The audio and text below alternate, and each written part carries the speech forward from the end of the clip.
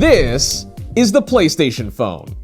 Sort of. It's called the Xperia Play, and when it came out in 2011, it was poised to be the perfect smartphone for gaming. It had an excellent touchscreen, ran Android 2.3 Gingerbread, and even had excellent performance to boot. However, its main party trick was its sliding form factor to reveal a portable PlayStation experience. I was able to grab this particular one from eBay for around 80 bucks, and in this video, I want to find out what this device is all about and what I can actually do with it in 2024. Let's jump right in.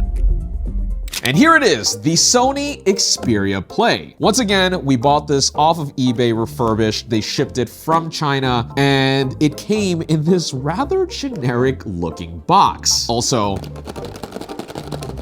it didn't come padded very well, so I hope it was delivered in one piece. Fingers crossed.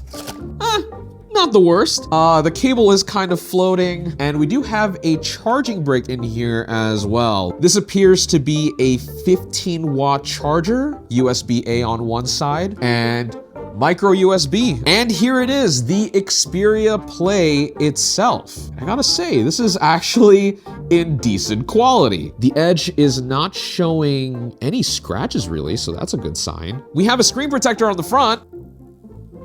Yeah, that is super clean. Hell yeah. All right. Now, the thing I really want to try out here is the sliding action.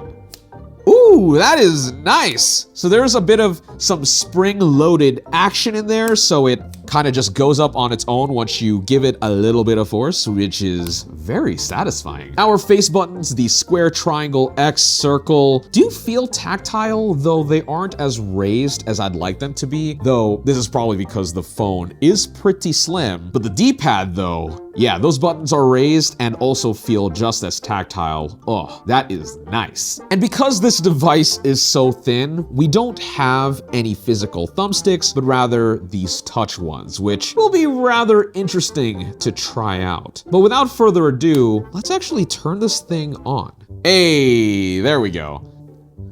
Ooh, that's Sony Ericsson Animation, looking pretty dated, but also kind of retro. I like that. You know what? This screen does not look all that bad. It's certainly held up over time. And for 2011, this would have gone up against, I believe, the iPhone 4S, which did have a Retina display. So something with this pixel density was not all that uncommon. But take the 4-inch screen from the Xperia Play and compare it to something like a Pro Max in 2024, and this whole entire phone is just screen and engulfs the Xperia Play. Man, times have certainly changed. But now that we have the Xperia Play on, what happens if we just...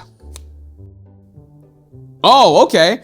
So a game launcher appears, and it looks like we have a bunch of pre-installed stuff on here. So there's Bruce Lee Dragon Warrior, FIFA 10, Star Battalion, and The Sims 3. All right, I mean, that's a very eclectic group of games. Now, before I jump into actually... Whoa, okay. The phone suddenly shut off. Why?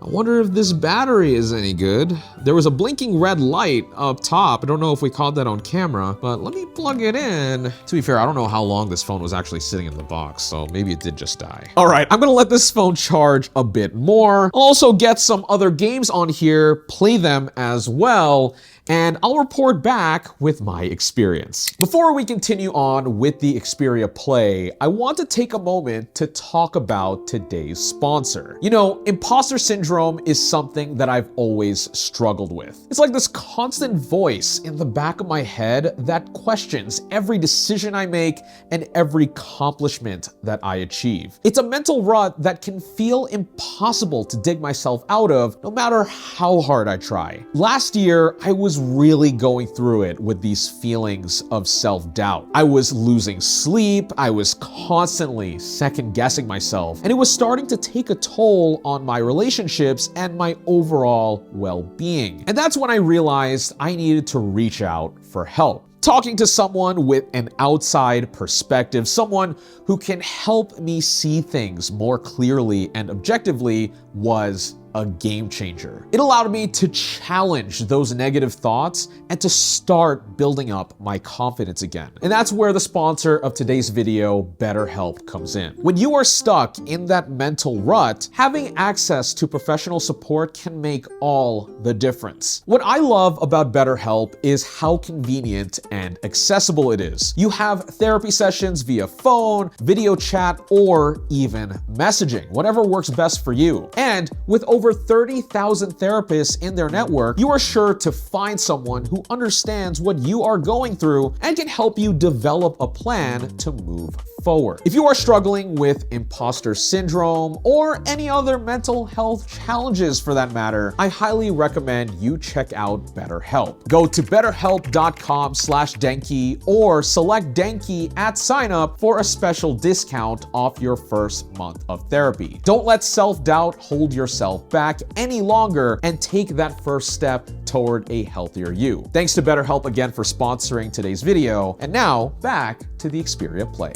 All right, I spent a little bit of time trying out the Xperia Play. And while I most certainly bought it for gaming, it is a smartphone of the time, featuring a lot of things we took for granted back in 2011. For example, we have a removable backplate and battery, which is kind of nice considering that the 1500 milliamp hour battery in this one doesn't hold a charge all that well. In fact, if you see this particular Xperia Play tethered to a plug throughout the video, you know why. However, at the very least, it's good to know that you can buy replacements on AliExpress for around $10. I just haven't had the time to do that yet. Above the battery, there is a full-sized SIM card slot, which I haven't been able to test out since I only have a micro SIM, which needs an adapter, which I don't have. But presumably, I'd be able to connect this to Verizon over 4G. But what is most important is the fact that there is a micro SD card slot, meaning you can expand from the internal storage on here, which will be especially useful once we get to gaming, which I will talk about in just a moment.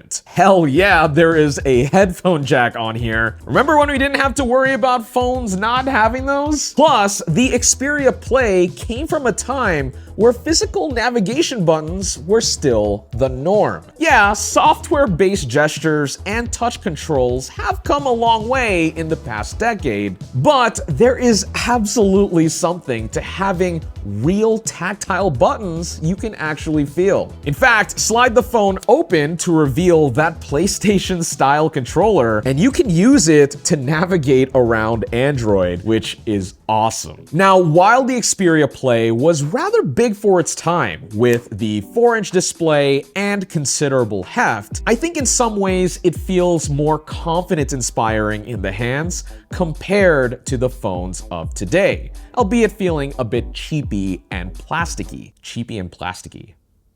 Words. But of course, the Xperia Play was more than just a smartphone. It also tried to be a portable handheld gaming device as well. But how does it hold up in 2024? Firstly, there were a handful of titles available for the Xperia Play natively, but since it wasn't as widely adopted as portable consoles like the PSP, this platform never had the opportunity to be fully fleshed out. It could certainly run all kinds of Android-based games of the time, but most apps simply weren't coded to work with the Play's built-in controller. That being said, where I think the potential really lied with this device was with PlayStation 1 Emulation. That sound never gets old. Also, the speakers on this thing are pretty damn good.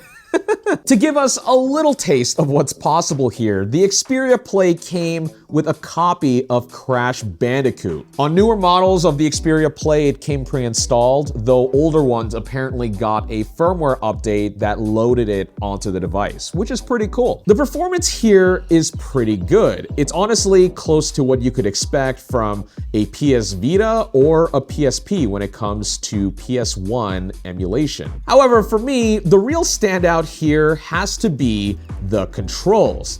it truly feels like you are playing on a portable PlayStation. I mean, go figure. It is kind of like a PSP Go in terms of the form factor, but since it's a bit smaller, you would think that it might be slightly uncomfortable, but honestly, it's not. It actually feels more like the perfect size, especially considering that it is ultra portable and will fit in your pocket rather nice. Perhaps the only real hiccup that I've experienced with this controller scheme is that my touchpad doesn't work properly. Sometimes it doesn't register my inputs, but as you can see on the emulator that the Xperia Play provides, I do have it mapped on here to correspond to an actual analog stick control, but when I move around, or at least try to, it does register my inputs, but not the ones that I want. Yep, that is way better. We're just gonna stick to the D-pad here. But honestly, that doesn't really matter to me because I've read some reviews back in the day of the Xperia Play, and one of the pain points was in fact these virtual analog sticks. They just never really felt all that good. Oh, nope, not the TNT. That's a skunk. Now, what is interesting about playing Crash Bandicoot on this device is that it's not like you can just drop any PS1 ISO onto your micro SD card and have the phone recognize it. The idea here was that game publishers could optimize their titles for devices like this, though inevitably this platform never panned out. Again, due to the lackluster adoption of users and the industry. But surprise, surprise, this never really stopped people from making the most of their Xperia Plays and loading their own games. One popular method of getting original PlayStation games on this device is using an ISO patcher called PS Xperia. It essentially takes this original copy of Crash Bandicoot as a base and augments all of the special compatibility bits onto standard ISOs and essentially turns them into Android APKs that the Xperia Play can run. However, mileage kind of varies with this method. Jump into a modified version of Pro Skater 2, and I can absolutely confirm that this weird looking figure in the middle of my screen is in fact not Tony Hawk. Yeah, man, the glitching on this game is so bad, and this is the case for a lot of titles, if you can even get them running. Luckily, there are compatibility lists out there that help you find out what does and doesn't work, but really, you're going to want to run an emulation platform such as RetroArch, since, of course, we do have the flexibility of Android. Users across the internet have gotten the Xperia Play up and running to emulate all kinds of different consoles, including the SNES and Game Boy. Though I will say that in my own experience, I think getting this phone set up for actual gaming emulation is very much a test of patience. No matter what direction I tried to take this Xperia Play, I was met with a lot of resistance. By today's standards, the Android interface on here is quite clunky. I mean, for God's sakes, there's no proper app switcher, meaning if you need to close apps, you're going to have to dive into the settings. And in fact, you have to dive into the settings for a lot of things, like toggling Wi-Fi or even changing up screen brightness. This needing to hop back and forth between the tasks that you're trying to do and going into the settings app can be quite annoying, especially when it comes to troubleshooting issues. And to add insult to injury, most of the connected apps and services on this device are broken because old. Plus, on top of that, websites treat the web browser on here like you walked into the wrong fucking neighborhood. I don't know if you can tell, but I found this whole experience rather frustrating. Wrestling a 13-year-old version of Android absolutely sucks. And while you can do things like root your phone or flash better firmware, especially when you can spend $80 to get a decent purpose-built emulator machine, or a controller grip for the smartphone that you already own. Diehards might not exactly like to hear it, but this experience does make me wonder if the novelty of owning a pseudo PlayStation phone is really worth all the trouble. It could be a fun project for collectors or enthusiasts out there to sink their teeth into, but for most people,